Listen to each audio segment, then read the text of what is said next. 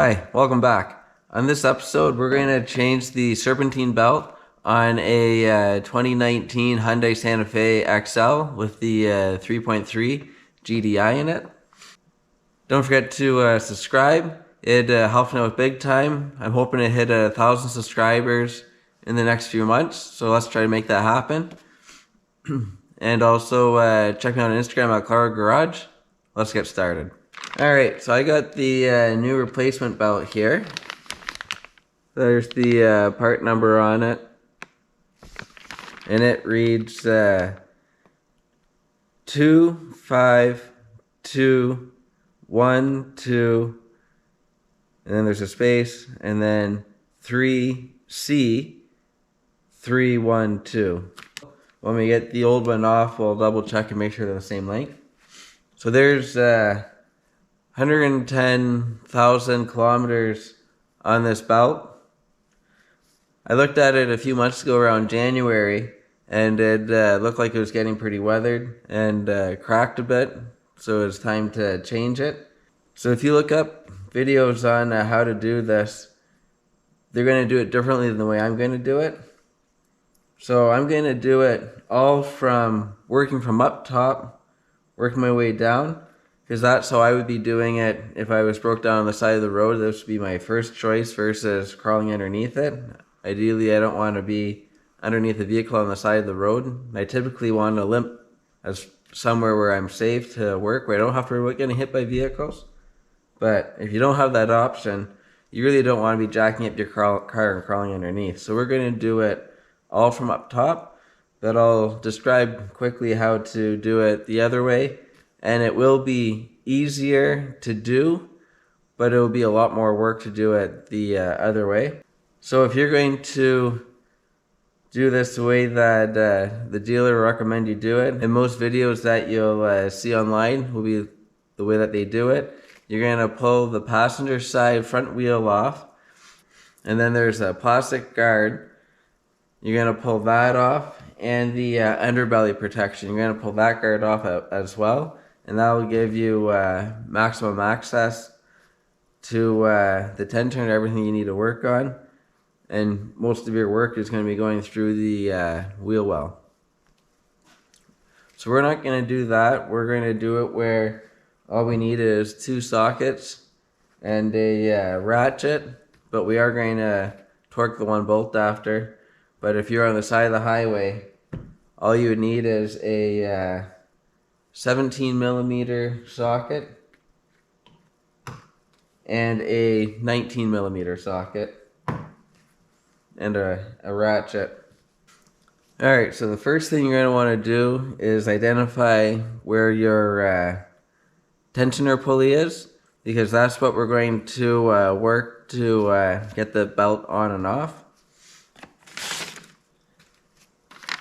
When I got the belt from the dealer, I had them print out a diagram for it, because I looked in the manual, and the manual that came with the vehicle doesn't show any belt diagram, and it also doesn't tell you how to change it.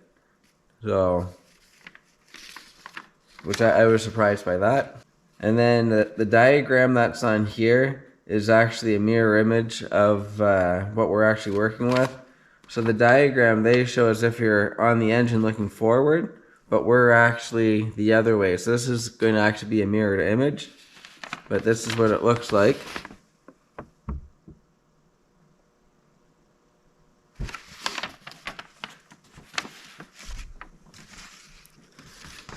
So you have your water pump going to the alternator, and then to an idler pulley, and then to the AC, and then to the damper pulley, and then the tension pulley, and then back to the water pump. So this is actually flipped that way.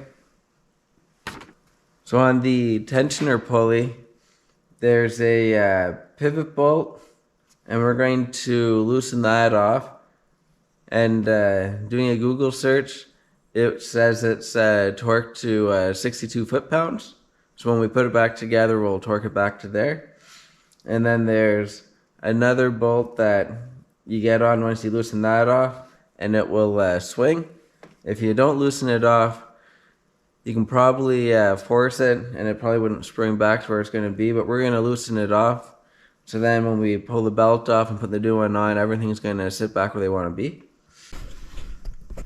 Alright, so it's hard to see, but right here is our tensioner pulley. And then you can see this nut right here, or this bolt right here. And then there's, where you can't see, there's another bolt there. So this one here is a 17 mil. I've already gone ahead and loosened that off just a bit. And now we're going to get on to the other one. So this is a 17 millimeter socket. And it's not the easiest to get in there, but you can do it. If you have really big hands, well, you might not be able to.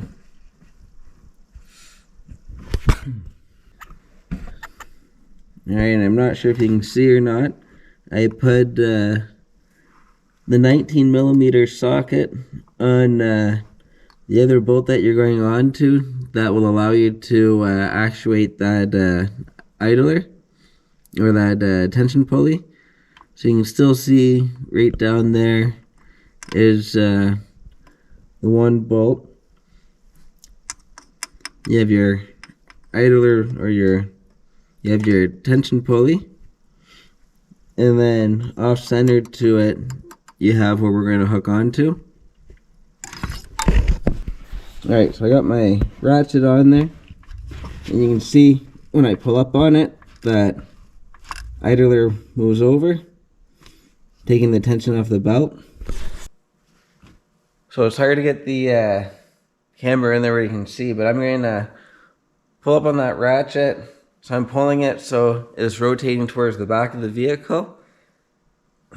Or I have my ratchet on loosen. Same thing, that's bringing it towards the back of the vehicle. And I'm going to pull up on that, and I'm going to slip the belt off the tension pulley. And then I'll be able to slip the belt off of all the other pulleys as well. It's just a hard spot to show on camera.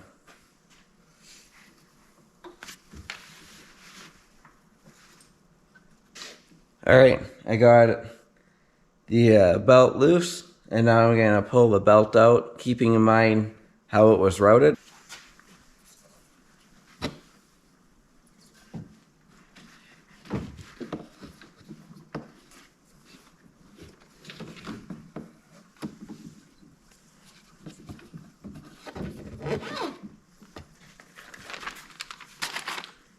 Here's our new belt. I like to kind of hold them side by side, make sure that they're relatively close to the same length. They'll probably be slightly different because the old belt should be stretched just a little bit, which would be normal. And then if you're able to read the original lettering on it, I like to match the numbers. And all the numbers match on here, which is good. So numbers on the belt are 25212-3C312, and then there's a space, and there's a 6PK, and then 1919. And it's a genuine Hyundai and Kia belt. So I always like to look on the belt, see if there's any direction of rotation arrow. Normally there's not, but I always like to triple check.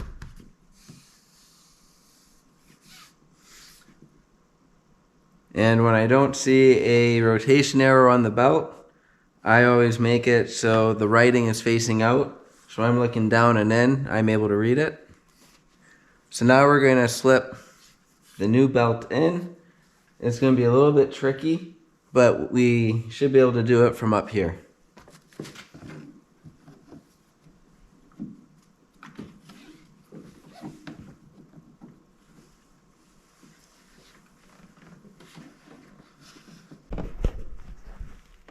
Alright, it's hard to see, but I got the belt fully routed.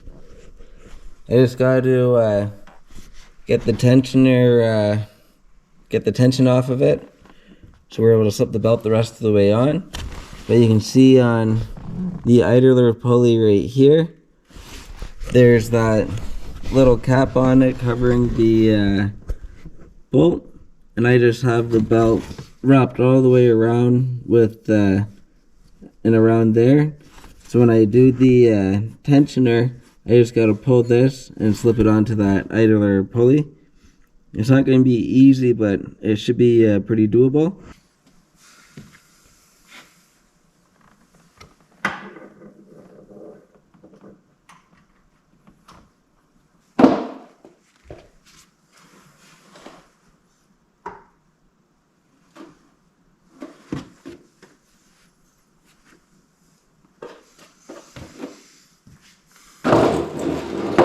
Alright, we got the new belt in place. Went not too bad. So looking down and in, everything's on the pulleys nice. You want to make sure that they're not overhanging or anything, so it'll ruin your belt. It looks pretty good. I'm going to wash my hands. And I'm just going to fire this up for 10 to 15 seconds, and then I'm going to shut it back down, triple check everything, and then I'm going to torque that idler pulley bolt to 62 foot-pounds, and then we'll fire it up again and we'll triple check everything.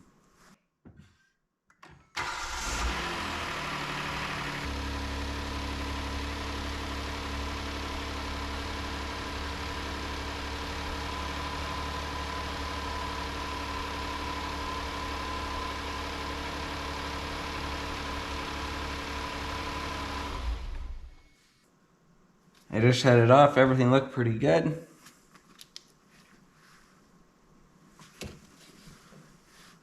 I'm checking the belt. The tension feels nice. So I'm going to torque it down to 62 foot-pounds. So we're going to be using that 17 millimeter bolt. So I'll slip the socket on so it's easy to see. So you can see the socket down there, that's the 17 mil. That's the one that we're going to be torquing. And that's with both sockets in there. On the left is our 17 mil, and on the right's the 19 mil. So that gives you a rough idea when you're reaching down blind to find the tensioner bolt to take the tension off. That's the correlation between the two of them.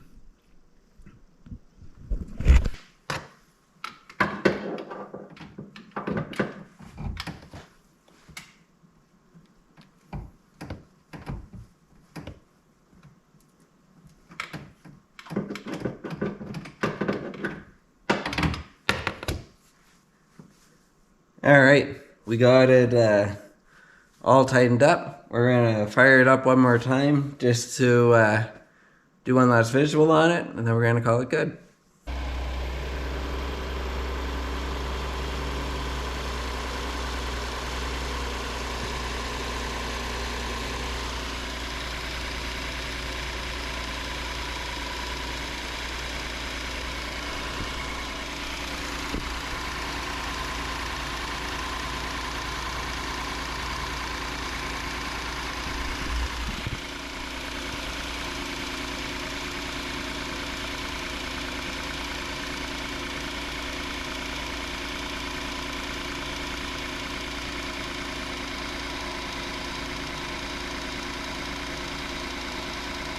So that's the end of this video. That went not too bad. So if I wasn't recording, it would have probably taken me about half an hour to do. With recording, I was probably closer to an hour, but then I'll edit. It's just hard getting the camera angles and everything. But this is, if you're going to do it this way, you definitely got to take your time. Because it's hard to get your hands, and like my hands are typically a size medium glove. So if you have really big hands, you might not be able to do it this way, because there's not a lot of room, but it is doable. We just did it. So if I was on the side of the road and I had to change my belt, this is the way I would be doing it versus crawling underneath. Because if you're going to pull the wheel off and take those two covers off, you'll have the vehicle jacked up, and you probably don't carry a jack stand with you. I know I don't typically carry jack stands with me when I'm on trips. They take up too much space, and you just hope you don't need them. So you don't want to be underneath the vehicle with the sketchy factory jack that came with the vehicle. So I'd be trying to do it from the top first, and then doing it the other way if you absolutely have to. But all we really needed was a half-inch drive ratchet, a 17 mil for the pivot point on the tensioner pulley, and then a 19 mil to get that tensioner to actuate and move. So you don't really need too much. And I had my fender protectors on the car as well, just so I didn't get any scratches or anything. So again, this is a 2019 Hyundai Santa Fe XL with the 3.3 liter GDI.